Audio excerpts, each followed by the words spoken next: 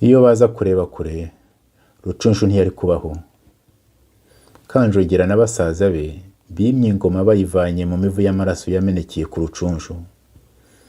Biriya bikomangoma by'Abega iyo bireba kure, byari kureka Rutarindwa agategeka.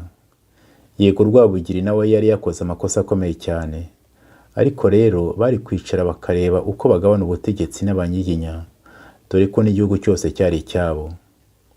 Icyo gihe Rucunshu n'ingaruka zayo ntibyari kubaho. Kanjogera yari kugumya akaba umugabekazi. Birumvikana Musinga ntiyari kuba umwami, ariko rero yari kuba nk'umutware ukomeye mu gice cy'u Rwanda. Yewe niyo yari guhabwa kuba umutware mu Kinyaga, byari kuruta uko yahabaye ari umwami waciriwe ishyanga. Gusa mu Rwanda ni akarande, ntibazi ntibanashaka kugabana ubutegetsi. Ubutegetsi ni ubwanjye n'abanjye n'abacu. Utabyemeye gutyo turamufata nk'umwanzi w'igihugu, ubundi tumukanire urumukwiriye. Nimureke dusabire u Rwanda kugira ngo umunyarwanda uwo ari we wese aho ari hose agire uruhare mu butegetsi bw'u Rwanda. Mwirirwe kandi muramuke. Ndabyibuka twari duteraniye ahantu bita Idetimorde mu Budage imyaka 25 irashize. Twari Abahutu, Abatutsi n'Abazungu b'i Burayi ariko babaye mu Rwanda. Twarimo abihaye Imana, abapadiri, abapasitori n'abarayiki. Twamaze icyumweru dusenga dusabana, ariko ku munsi wa nyuma habaye ikintu gisa n'igitangaza. Abatutsi baturutse mu Rwanda, bamwe bari n'inshuti zacu twari dutuye tuziranye, batubwiye inzira y'umusaraba banyuzemo muri jenoside. Babivuga ariko nta nzika nta rwango wumvaga mu mitima yabo. Batubwiye ubugome bw'abakorewe hamwe n'ababo. Abahutu baraho amarira atemba mu maso, bamwe bararira, abandi barapfukama bavuga bati Abatutsi muri hano rwose tubasabye imbabazi kubera ubugome bw'indengakamere abacu babakoreye.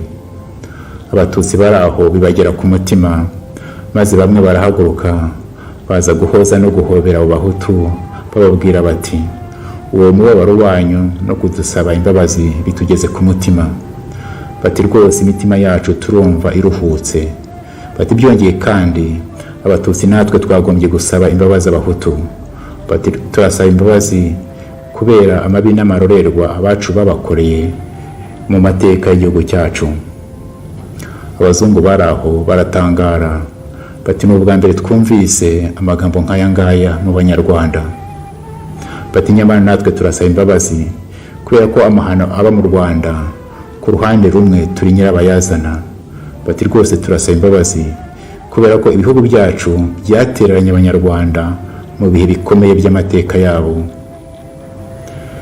Ibyo birangiye turicara turaceceka.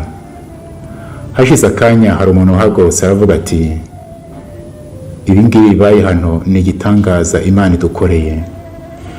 Ati rwose twagombye kubishyira mu nyandiko tugashishikariza Abanyarwanda bene wacu kunamira akababaro ka buri wese, guhagarara mu cyuho no gusaba imbabazi.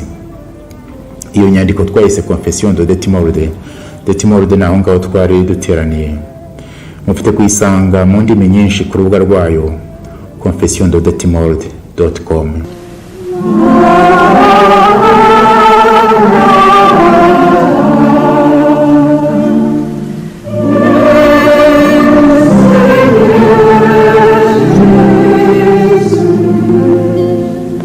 Mu bantu basinye iriya Confession y'Idetimorde, bamwe baratabarutse. Murambasabira ngo Imana ibahe iruhuko mu bayo.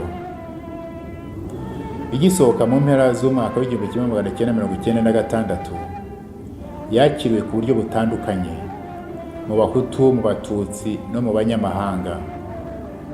Ubwo bamwe bayishimaga bati niyo nzira nyakuri u Rwanda rwagombye kunyura, abandi barayirwanyaga, harimo abapadiri n'abasenyeri bamwe.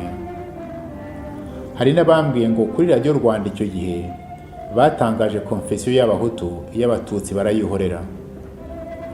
Rwose ndemera ko iriya Confession y'Idetimorde ifite kubera Abanyarwanda inganzo y'ubwiyunge, bakava mu kangaratete ko guhora bitana ba mwana imbere y'amahano yabaye mu Rwanda.